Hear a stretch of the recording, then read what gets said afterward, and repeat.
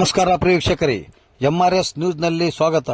ಇಂದು ಧಾರವಾಡ ಜಿಲ್ಲಾಧಿಕಾರಿಗಳ ಕಾರ್ಯಾಲಯಕ್ಕೆ ಹುಬ್ಬಳ್ಳಿ ಧಾರವಾಡ ಆಟೋ ಚಾಲಕರ ಸಂಘದ ವತಿಯಿಂದ ಇಂದು ಮನವಿ ಸಲ್ಲಿಸಲಾಯಿತು. ಈ ಸಂದರ್ಭದಲ್ಲಿ ಆಟೋ ರಿಕ್ಷಾ ಚಾಲಕರಿಗೆ ಆಗುತ್ತಿರುವ ಅನ್ಯಾಯವನ್ನು ಖಂಡಿಸಿ ಆಟೋ ರಿಕ್ಷಾ ಚಾಲಕರ ಸಂಘದ ಅಧ್ಯಕ್ಷರಾದಂತಹ ಶೇಖರಯ್ಯ ಮಠಪತಿಯವರು ಈ ಸಂದರ್ಭದಲ್ಲಿ ಮಾತನಾಡಿದರು. ಇಡೀ ದೇಶದಾದ್ಯಂತ LPG, CNG, ಪೆಟ್ರೋಲ್, ಡೀಸೆಲ್ ಬಗ್ಗೆ ಬಹಳಷ್ಟು ಇವತ್ತು ತೊಂದರೆಗಳಿದ್ದೀವಿ.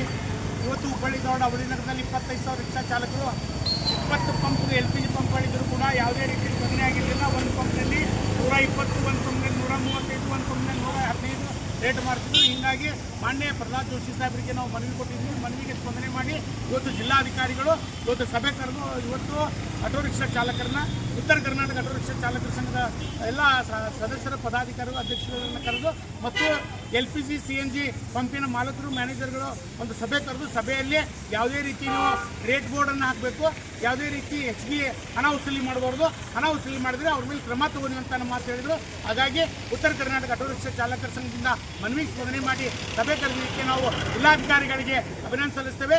ಇದೇ ರೀತಿ ಏನಾದರೂ LPG ಪಂಪಿನ ಮಾಲೀಕರು ಗೋಲ್ಮಾಲ್ ಮಾಡಿದರೆ ಮುಂದೆ ಬರುವಂಥ ದಿನದಲ್ಲಿ ಉತ್ತರ ಕರ್ನಾಟಕದಾದಂಥ ಉಗ್ರರ ಹೋರಾಟ ಮಾಡಿ ಬಂದ್ ಕರೆ ವಿರುದ್ಧ ವಿನಂತಿ ಮಾಡಿ.